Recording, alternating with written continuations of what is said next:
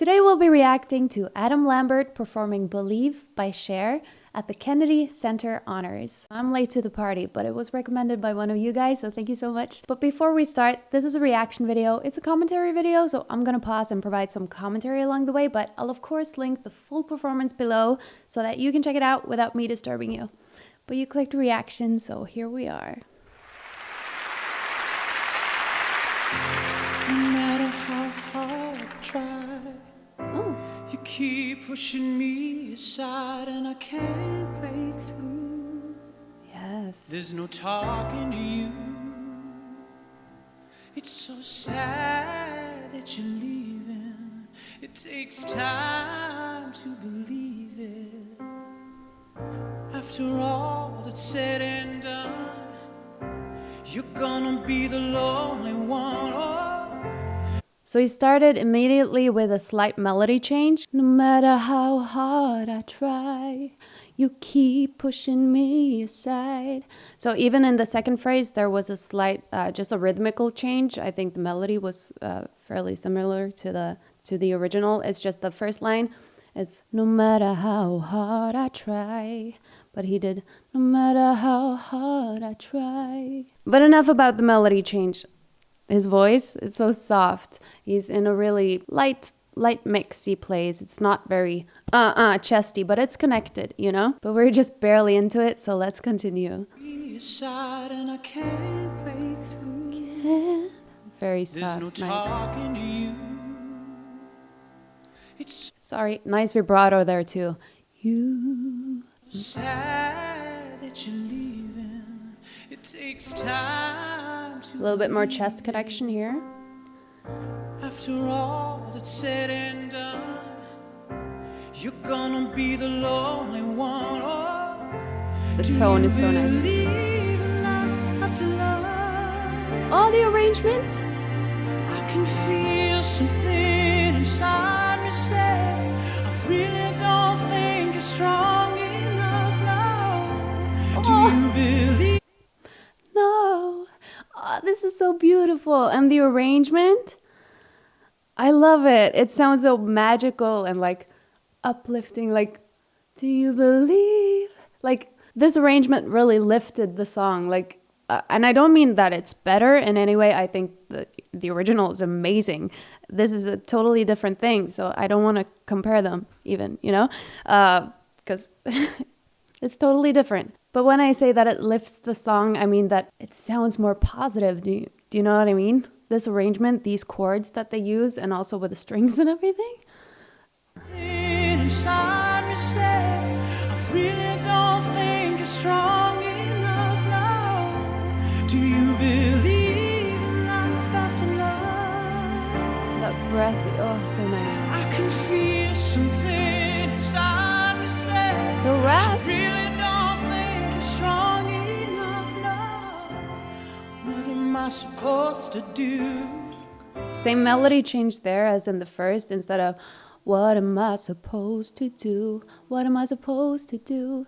Sit around and wait for you. Is this like he assimilates it? I don't know. He makes it similar. My Norwegian brain. I'm sorry. He makes it similar to the second line. But do you hear how swiftly he moves in and out of that mix? It's like he adds a bit more chest to it, and then he goes more like heady or even breathy at some parts with it. But it's just. It's so smooth. There's no like gear shift, you know, if you're driving a car. If you're in the US, do you drive a stick? Let me know, because I do. Enough about that. But yeah, so when you sing, sometimes like between your registers, there's a part there when you reach higher notes where it can be hard for you to sing. It's called a passage, like or passage, like your first passage. If you're a woman, that's typically around a high C somewhere. You know, it can be a bit lower, a bit higher for some, but around there, a lot of people experience this passage, which means that it gets harder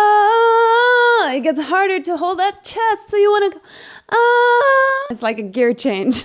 You can hear the crunch there, you know, like if you gear poorly. He's an automatic gear and you can't even hear it. Like, it's so smooth. Clearly, he's got a very sophisticated voice. We still haven't heard something that is close to a, top, but still we've heard a big variation in the dynamics already, but only in like this part of his register. Sit around and wait for you. Well, I can't do that. There's no turning back.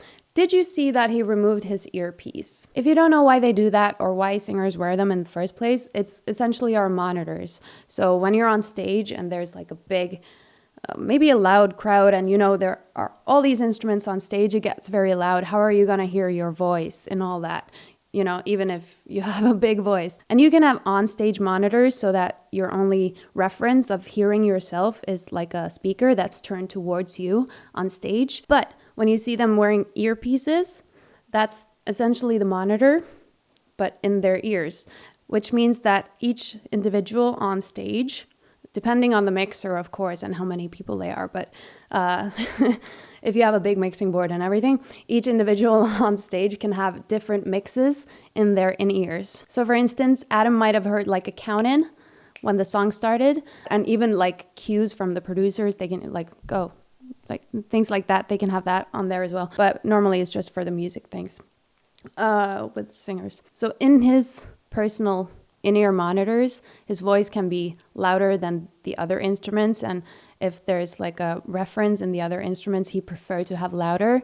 For instance, if the piano is his bigger reference, then more of that, or maybe more of the bass or the drums for the timing. They can adjust the level of each instrument that he hears in his in-ears, and also like backing vocalists, anything that goes on stage, you can hear it in there. So when singers take one out, maybe they leave one in or they take both out, it's if the listening is good enough, and they also want the acoustic experience. They want to hear the audience properly, because the in-ears are also noise canceling, so you don't get like the whole vibe from the audience and all that. So sometimes singers take one out but leave the other in for all the essential information, but they also have the actual sound, the sound that's in the space they're in, and also with the audience and everything. And they can more get a reference of how it all sounds for the audience as well when they do that.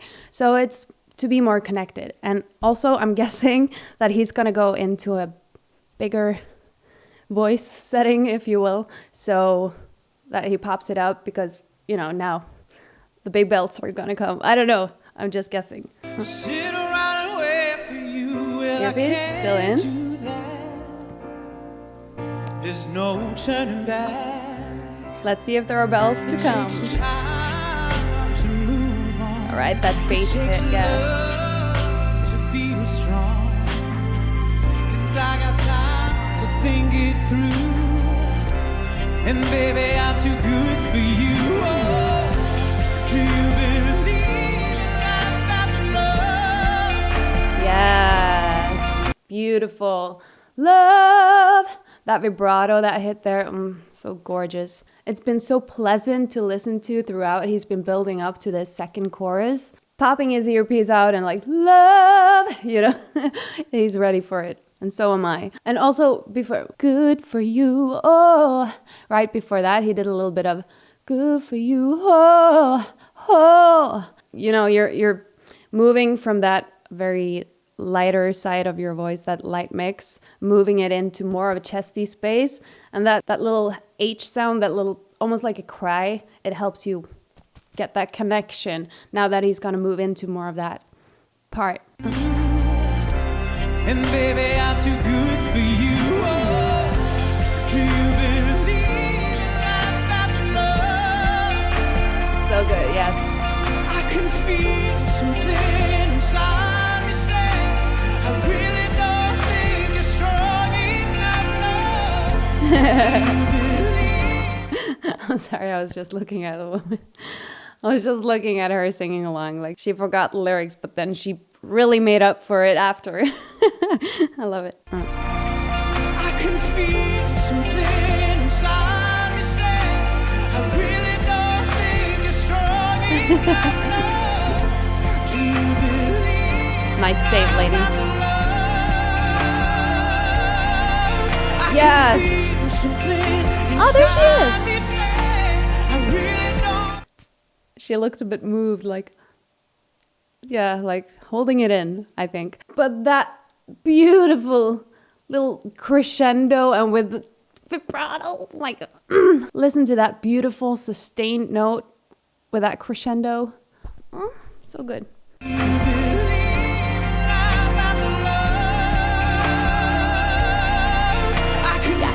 Something inside me say I really don't think it's strong enough now. And I know that. Did you hear the bass?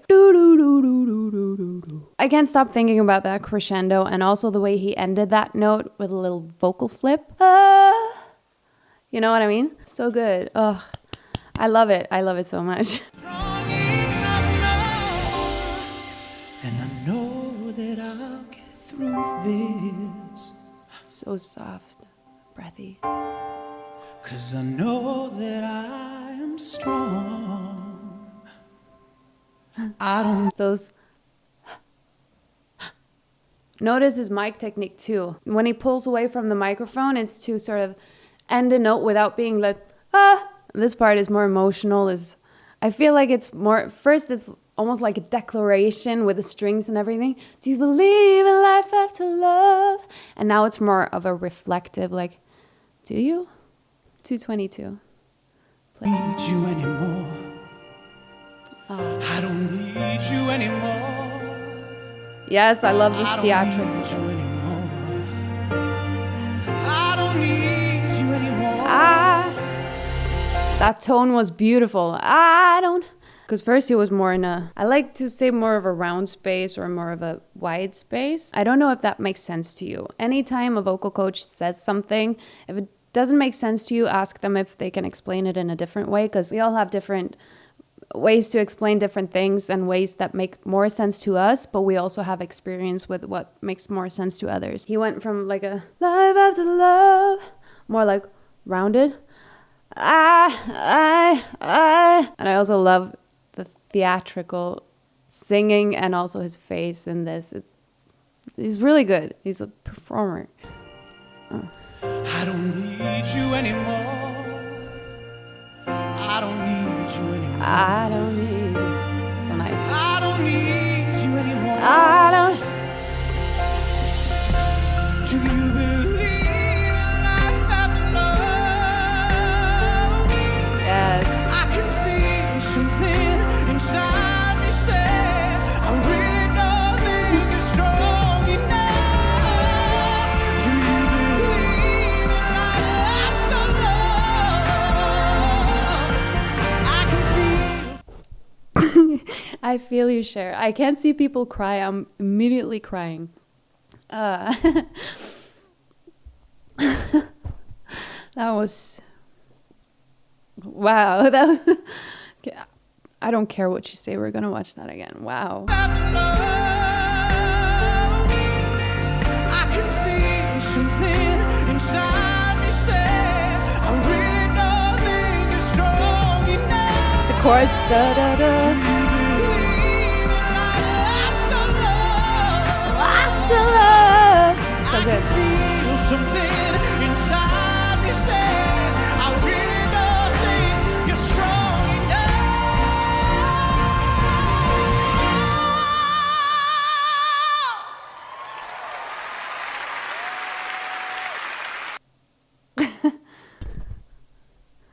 Cher was like, so am I. Cher is being so relatable right now. I'm gonna try to say something smart about this. I'm sorry. Notice his tongue position when he goes up into those wide. He places his tongue, like the tip of his tongue, forward in his mouth. So that really helps those belts. You know, when I say belt, some people think that that's, you know, in your chest voice all the way, but belts can also be mixed. People have different like versions of what that is, but anyway, your belts can sound so much better when you do it like a mixed belt. And one thing that can really help you when you sing high in a mixed voice or you belt high is to place the tip of your tongue like in front, right on those teeth, so you get that mouth position correct, so that you're not tensing up your tongue, because that's what a lot of people do when they belt. They sort of they pull their tongue backwards or like tense it up, like curl it to the sides. And some people do, like people do different things. Some people also like push their jaw, but focusing on getting the tip of your tongue forward like this, it helps you achieve the right position, and it also helps you relax your jaw so that you're not pushing it forwards. Like you can't pronounce the words if you do that. Unfathomable. Megamind? No. All right. Some people also have the tendency to draw their jaw to the side, one of the sides, when they're belting or doing high notes. So yeah, it just helps get the positioning better because you're focusing on the tip of your tongue, and that sort of helps everything, keep everything centered, but also wide enough for that belt.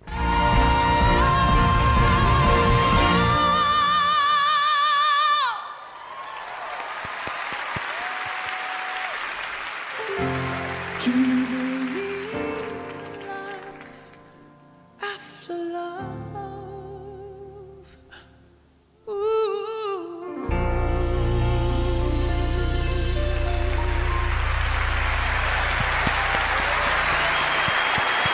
Yes, standing ovation, like it deserved. Look at that. That's a whole moment in music history. Like, having the honor of honoring Cher, and also being Cher and being honored in this way.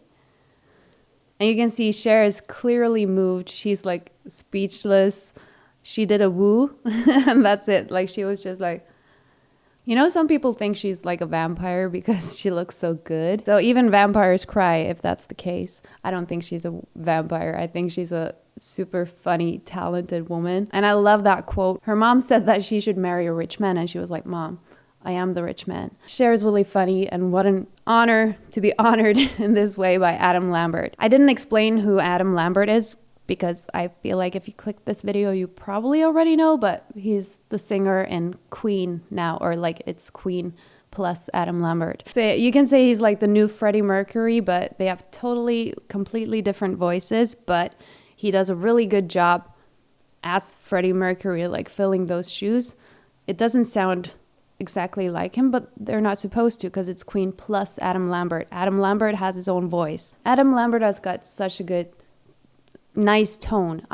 It's pleasing to listen to. It's like, and when he does those like wider parts, like I said, he sounds so warm, and it's like it's so cool.